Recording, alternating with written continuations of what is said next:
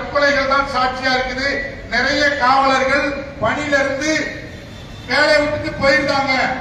பல்வேறு விஷயங்கள்லாம் இருக்குது, ஆய்வுகள்ல நிரூபிக்கப்பட்டிருக்கு. ஆகவே காவலர்களுக்கு சங்கம் வேண்டும்ங்கிறத இந்த கண்டன ஆர்ப்பாட்டத்தின் வழியாக நாங்க வலியுறுத்துறோம்.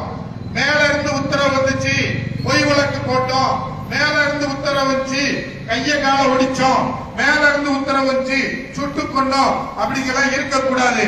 குற்றம் நிகழ்ந்தது உண்மைனா சட்டப்படிதான் நடவடிக்கை எடுக்கணும். சட்டத்தை என்ன மயத்துக்கியா வச்சிருக்கீங்க? நீங்களே ஒரு தீர்ப்பு சொல்லிட வேண்டியதானே?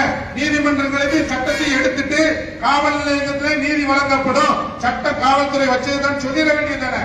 எங்க இருந்து உத்தரவு வருது? மேலிடம்னா யாரு? அவர் வானத்திலிருந்து குதிச்சு வந்தவரா? அவரும் முறையாக படித்து இந்த காவலர் பயிற்சி எடுத்து தானே வந்திருக்கிறாரு.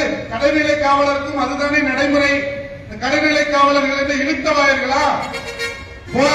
நான் சொல்றவங்கள கேச போடு, நான் சொல்றவன கையகால ஒடி, நான் சொல்றவன சுட்டு கொள்ளு, இது கூலிப்பட வேலை இல்லையா? அதனால காவலர்களை அதிகாரிகள், இந்த அதிகார வர்க்கம், ஆட்சியாளர்கள் காவலர்களை கூலிப்படைகளாக பயன்படுத்துகிறார்கள். இந்த வழக்கம் ஒழிக்கப்பட வேண்டும் என்பதால் காவலர்களுக்கு சங்கம் வேணும். சங்கம் வச்சா இது போன்ற காவல் படுகொலைகள் 100 விழுக்காடு குறைஞ்சிரும். அதிகாரிகள் சொன்னா சரியான காரணத்தை கேட்பாங்க. அவங்க உரிமைக்கும் இந்த போராட்டத்தை நாங்கள் இணைத்துக் கொள்கிறோம்.